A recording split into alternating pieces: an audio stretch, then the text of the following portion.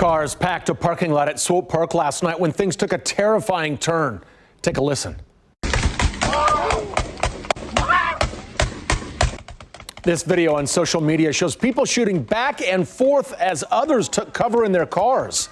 6 people were injured in this shooting.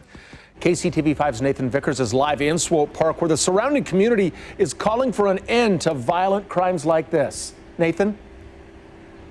Yeah, Brad, police were out here today looking at what happened last night and any remnants that are still here, like these tire marks that are on the ground. You can see they are everywhere around here today. But as for the rest of Swope Park, it's just kind of a normal Labor Day weekend. People are out here grilling and enjoying some social distancing time, but they're still talking about what happened last night. Turn 1.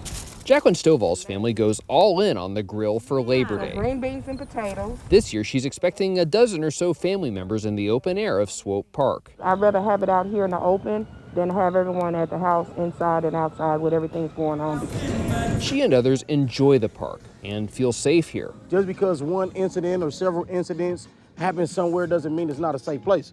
I grew up here, I hung out here for many years, so I feel safe here. But the people who live and work nearby are tired of hearing about violent crimes stemming from events like the one that happened last night. If you're coming out here to try to find a person that you supposedly have beef with, you don't need to come out here. Community leaders are fed up with incidents like this too. Didn't get this way overnight. Bishop Tony Caldwell told reporters this morning that he and others knew about the event in advance and worried about the potential for violence. We see this every day. We know who's going to kill who ahead of time, and we reach out for that to get that information to the right hands. And when it doesn't happen, or when they don't act on it, this is exactly what we have here today. But to them, the issue isn't the burnouts. We know that these sideshows go on. Desmond Logan has been pushing for sanctioned sideshow events with security for several years.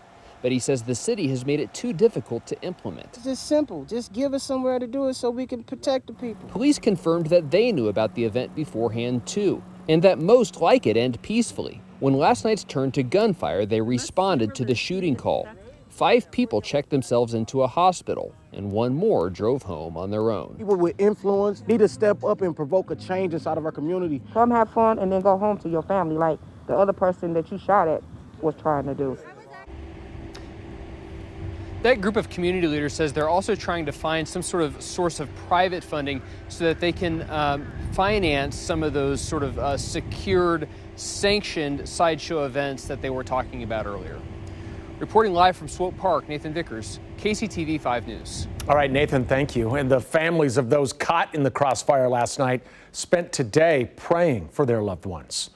We're grateful to God that we still have her here. She's talking. Tonight at 10, you'll hear from one family on the violence and the ordeal ahead for that shooting victim.